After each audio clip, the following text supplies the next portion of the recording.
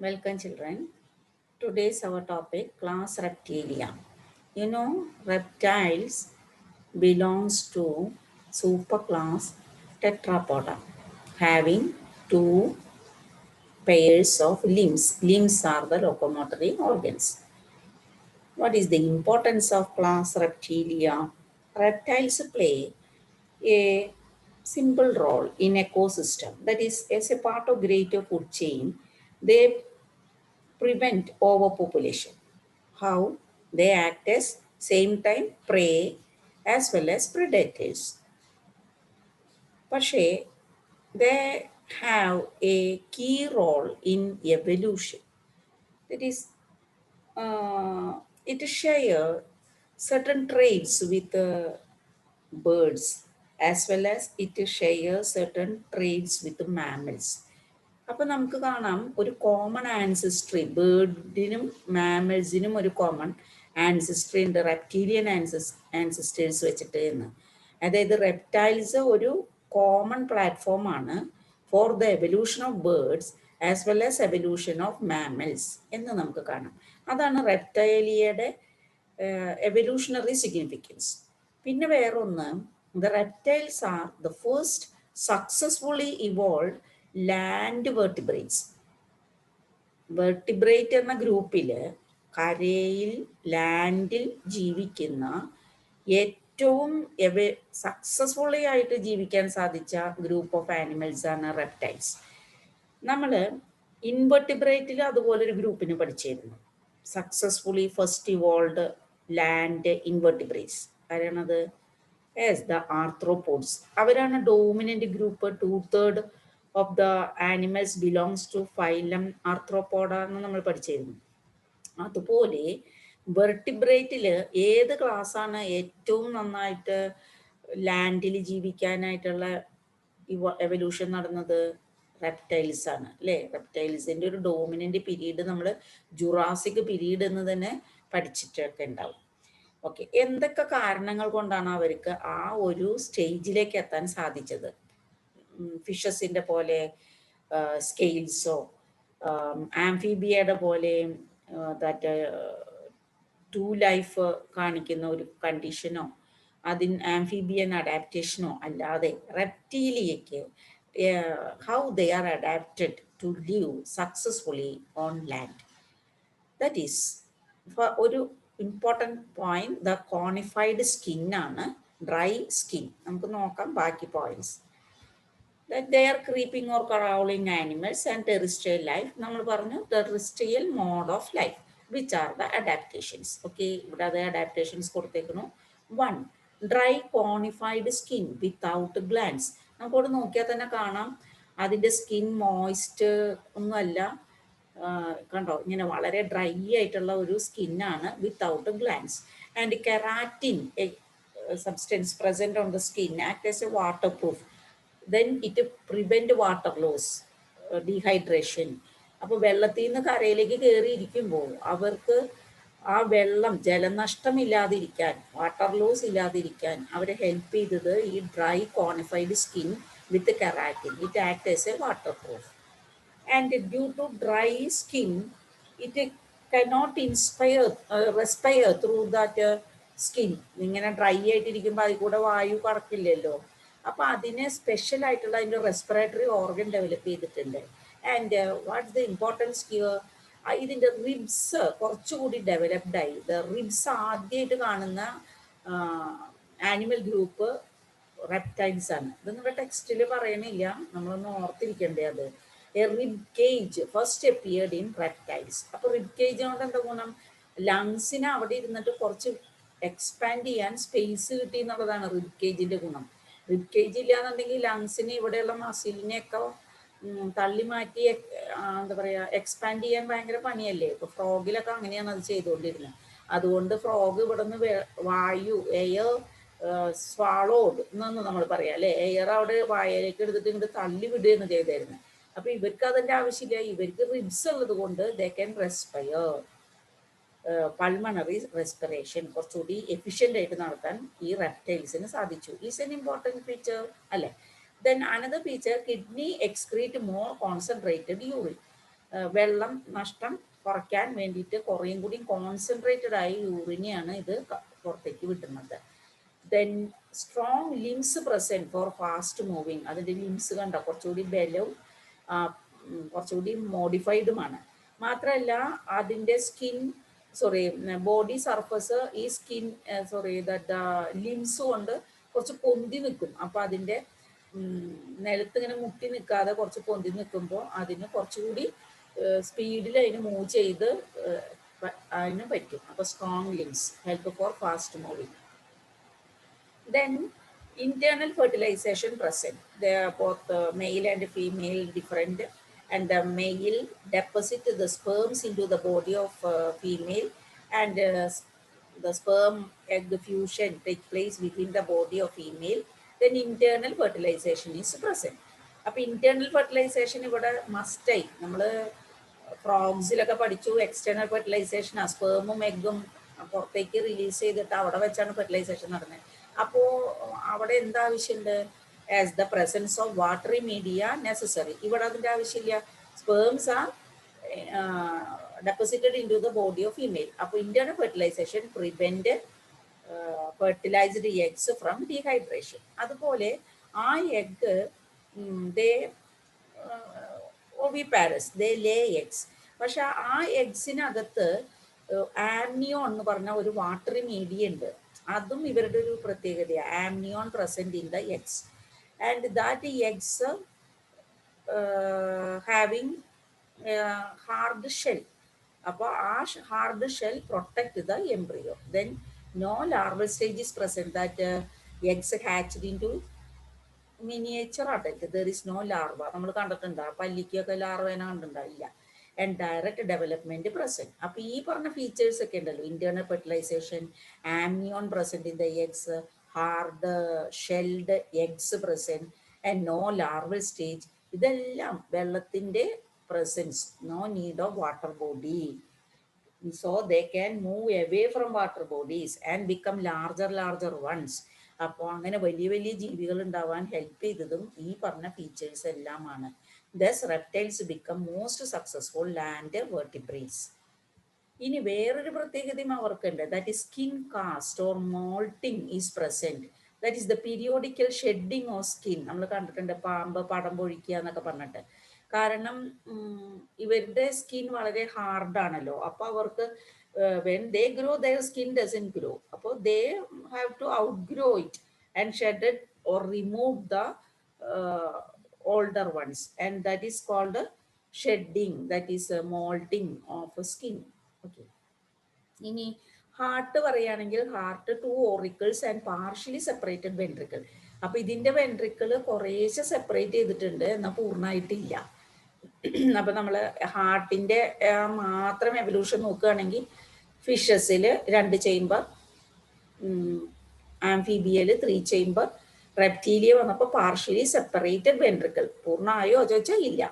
എന്നാൽ completely 4 chambered heart present certain crocodiles and alligators. Okay. Then ഇനി ഈ reptiles poikilothermic ആണ് എന്ന് വെച്ചാൽ they cannot maintain constant body temperature. അപ്പോൾ ആ ബോഡി ടെമ്പറേച്ചർ അവർക്ക് കിട്ടാൻ വേണ്ടിയിട്ട് ചിലപ്പോൾ അവരിങ്ങനെ സൂര്യനെയൊക്കെ നോക്കി വെയിൽ കായാൻ കിടക്കും. Okay. Then sexes separate, internal fertilization, eggs with amnion, and most of them are oviparous, oviparous, and some are viviparous or ovoviviparous എന്നൊക്കെ പറയും. ovoviviparous എന്ന് വെച്ചാൽ എന്താ? ഇപ്പോൾ വൈപ്പ്, അണലി എന്ന് പറഞ്ഞ പാമ്പ് അങ്ങനെയാണ്. കാരണം അത് അതിൻ്റെ എഗ്സ് അതിൻ്റെ ശരീരത്തിൻ്റെ അകത്ത് അവർ സ്റ്റോർ ചെയ്യും. എന്നിട്ട് കുറേ ആ എഗ്ഗ് ഹാച്ച് ചെയ്തിട്ട് ആ യങ് വൺസിനെയാണ് അത് റിലീസ് ചെയ്യുക. അതുകൊണ്ടാണ് അതിന് ഓവോവിവിപാരസ് എന്ന് പറയുന്നത്. Development is direct. കണ്ട ലാർവ എന്നല്ല പറയുന്നത്, same miniature form of the adult. Now we study certain examples. നിങ്ങളുടെ ടെക്സ്റ്റിൽ വീണ്ടും ആവർത്തിക്കുന്നു, ഈ എക്സാമ്പിളിൻ്റെ പേര് മാത്രമേ പഠിക്കാനുള്ളൂ. പക്ഷെ നമ്മൾ കുറച്ച് ഫീച്ചേഴ്സ് ഓർക്കുന്നത് ഇതുമായി ബന്ധപ്പെട്ട് ഈ പടവും ഇതിനെയും ഓർമ്മയിൽ നിർത്തുമ്പോൾ ഈ പേര് പഠിക്കാൻ എളുപ്പമുണ്ടാവും. നമുക്ക് നോക്കാം. ഹെമിഡാക്ടൈലസ്, നമ്മൾ മതിലുമിലൊക്കെ കാണുന്ന നമ്മുടെ സാധാരണ പല്ലി അല്ലേ, എഗ്ഗ് ക്യാരി ചെയ്യുന്നുണ്ടോ. And it preferred habitat of house walls. And detach their tail when irritated. നമ്മൾ കണ്ടിട്ടുണ്ട്, പല്ല് ഓട്ടോട്ടോമി നടത്തും, പകുതി മുറിച്ച് കളയും, അപ്പോൾ ആ ഭാഗം വീണ്ടും ജനറേറ്റ് ചെയ്യും. And recognisable by their characteristic chirping, അല്ലേ, നമ്മൾ ആ പല്ലി സത്തിട്ടു എന്നൊക്കെ പറയണത്. ഓക്കെ, ദെൻ അതാണ് ഹെമിഡാക്ടൈലസ് വാൾ ലിസാർഡ്. ഓർക്കണേ, ഇത് നിങ്ങൾക്ക് പ്രാക്ടിക്കലിന് ചോദിക്കുന്നതാണ്. വരുന്നത് Calotes. Calotes is the garden lizard. Calotes is the garden lizard. And due to their red head they are known as blood suckers. ഇതിന് പറയുന്ന പേര് ബ്ലഡ് സക്കേഴ്സ് എന്നാണ്. They can change colours when frightened and due to climatic change. ഈ ഒരു blood sucking habitat ഒന്നും ഇതിനില്ല. പക്ഷെ നമുക്ക് ഇതിൻ്റെ തലയും മേലൊക്കെ ഇങ്ങനെ ചോന്നിരിക്കണ കാണുമ്പോൾ നമുക്ക് തോന്നും അവരങ്ങനെ ചെയ്യുകയാണെന്ന് കേട്ടോ. അതുകൊണ്ട് അവരങ്ങനെ പേര് വിളിക്കുന്നതാണ്.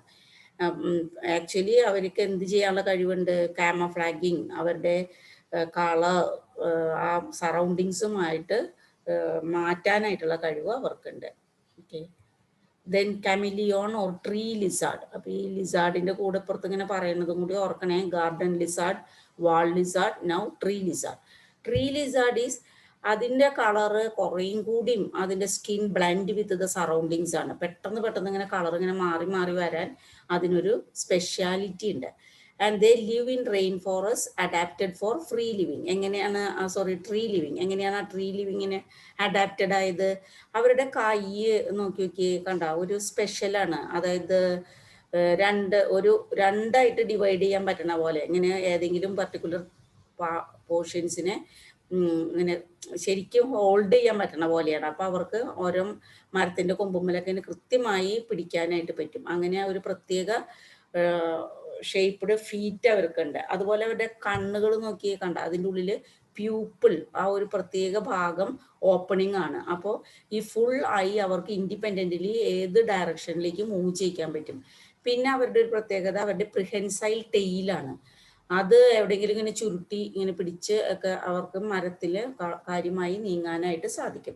And it is characteristic feature is the crest or horns on head. ഇങ്ങനെ ഒരു പ്രത്യേകതയും അവർക്കുണ്ട്. അപ്പോൾ ഈ 2-3 കാര്യങ്ങൾ കൊണ്ട് തന്നെ നമുക്ക് ഗാർഡൻ ലിസാർഡിനെ കമിലിയോൺ, ട്രീ ലിസാർഡിൽ നിന്ന് നമുക്ക് തിരിച്ചറിയാൻ സാധിക്കും. Then the Kelon, that is a turtle. Turtle Kelon having the swimming adaptations. കാരണം ഇവര് aquatic ആണ്. Turtles are aquatic ones. And they having webbed feet and streamlined body. Okay, bony ഷെല്ലൊക്കെ ഉണ്ട്, പക്ഷെ അവർ വെള്ളത്തിൻ്റെ ഉള്ളിൽ ആണ് കാണുന്നത്. അപ്പോൾ അവരുടെ വെബ്ഡ് ഫീറ്റ് ആണ് കാണുന്നത്. കണ്ട, ഫ്ലിപ്പേഴ്സ് പോലെ വെബ്ഡ് ഫീറ്റാണ്. പിന്നെ അവർ streamlined body present. Then Testudo or tortoise, ഇത് ലാൻഡ് ടെറിസ്ട്രിയൽ റെപ്റ്റൈലാണ്. അപ്പോൾ അവർക്ക് വെബ്ഡ് ഫീറ്റ് ഒന്നുമില്ല. പിന്നെ അവരുടെ ലെഗ്സ് കുറച്ചും കൂടിയും ഫാസ്റ്റായിട്ട് മൂവ് ചെയ്യുന്ന ടൈപ്പാണ്. Okay, then Crocodylus, crocodile. ഈ ക്രൊക്കോഡിലസ് നമ്മൾ ഒന്ന് ഓർത്തിരിക്കാൻ വേണ്ടിയിട്ട് കുറച്ച് പോയിന്റ്സ് പറയുന്നുണ്ട്. പക്ഷെ ഈ പോയിന്റ് വളരെ ഇമ്പോർട്ടൻ്റ് ആണ്. Heart with 4 chambers. Heart with 4 chambers. It have powerful jaws and conical teeth. ഇതിൽ ഇവരുടെ ഒരു പ്രത്യേകത, they stay hidden below water surface. അവർക്ക് അവരുടെ ഫുഡ് കാച്ചിങ്ങിന് അവർക്ക് വെള്ളത്തിൻ്റെ ഉള്ളിൽ ഇങ്ങനെ ഒളിച്ചിരിക്കണം. അതിനെങ്ങനെയാ? അവരുടെ ഒരു unique body form help them to maintain their eyes and nostril. കണ്ട, eyes and nostrils above water. അങ്ങനെ വെള്ളത്തിൻ്റെ മുകളിൽ ഇത് മാത്രം നിലനിർത്താനായിട്ടുള്ള ഒരു ബോഡി ഷേപ്പ് അവർക്കുണ്ട്.